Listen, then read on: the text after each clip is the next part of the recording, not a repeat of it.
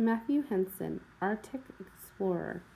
In 1880, 14-year-old Mathew Henson loved to hear sailors tell tales of their exciting lives at sea. The travel, the adventure, the danger, and the steady pay were all appealing to the young Henson. One day he made up his mind. Baltimore was the nearest large seaport. The next morning he set out from Washington, D.C. on the 40-mile journey to seek work on a sailing ship. In Baltimore, Henson found a job as a cabin boy on a beautiful ship called the Katie Hines. For the next 5 years, Henson sailed around the world. With the help of the ship's captain and other members of the crew, Henson learned mathematics, navigation, history, geography, and many other subjects. By the time he left the Katie Hines in 1885, Henson was well educated and had become an excellent seaman.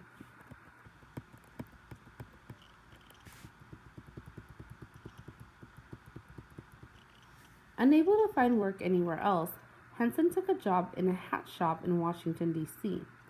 One day in 1887, a man came in to buy a hat. The man was Lieutenant Robert Peary. He asked the owner if he knew anyone with experience at sea. Peary would soon travel to South America for the U.S. government. He needed experienced men to accompany him. The shop owner knew about his young Henson's skills and experience on ocean voyages. He introduced Peary to Henson, and they liked each other instantly. They had a great deal in common, including their love of the sea. Henson proved himself to be a worthy and intelligent seaman. He used his map reading and sailing skills to help Lieutenant Peary. Peary soon made Henson his assistant, and they became close friends. One day, Peary told Henson about his real dream, to be the first man to stand on the top of the world at the North Pole. He asked Henson to help him make his dream come true. Over the next 5 years, the two explorers made 2 trips together to the Arctic. However, they were not able to reach the pole either time. The cold wind and ice were worse than either of them had ever imagined. However, Henson learned something new about traveling in frozen polar regions on each trip. In 1908, Peary and Henson were ready to make their final attempt at reaching the North Pole. Both men were over 40 years old. The years of hardship and suffering in the Arctic cold had taken their toll on both men. This would be their last chance. Figure 1. Photo taken in 1909. Henson with a sled he designed and built for their last trip to the North Pole. With 4 Inuit guides, they made a mad dash straight across the ice toward the pole. Peary's feet were so frostbitten he had to be pulled on a dog sled. In April 1909, Henson's navigation tools showed they were standing on the North Pole. Henson proudly planted the American flag in the snow as Peary looked on from the sled.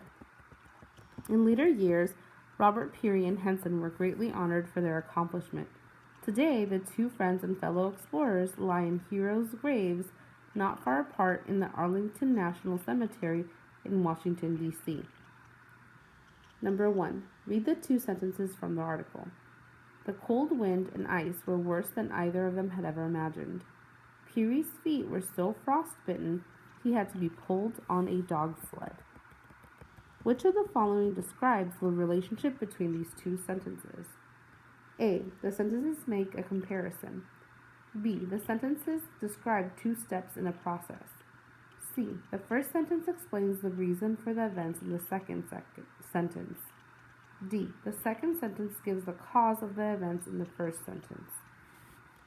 Number 2. Which of the following sentences best expresses the main idea of this article? A. Mathew Henson was an accomplished explorer who was one of the first to travel to the North Pole. B. Mathew Henson's dedication to exploring helped him become the first Arctic explorer. C. In order to achieve great things, Peary and Henson needed to work together as a team. D. Lieutenant Peary convinced Mathew Henson to become a seaman, and Henson became one of the most famous seamen in American history. Number 3. Which detail from the text best supports your answer to question 2? A. In 1880, 14-year-old Mathew Henson loved to hear sailors tell tales of their exciting lives at sea. B. He introduced Peary to Henson, and they liked each other instantly. C. The years of hardship and suffering in the Arctic cold had taken their toll on both men. D. In the later years, Robert Peary and Henson were greatly honored for their accomplishment. Number 4. According to the article, which of the following jobs did Henson not have over his career? A. Sled builder, B. Cabin boy, C. Navigator, D. Captain.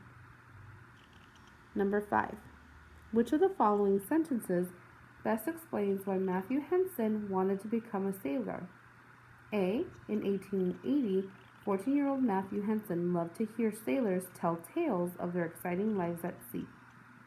B. The travel, the adventure, the danger, and the steady pay were all appealing to the young Henson.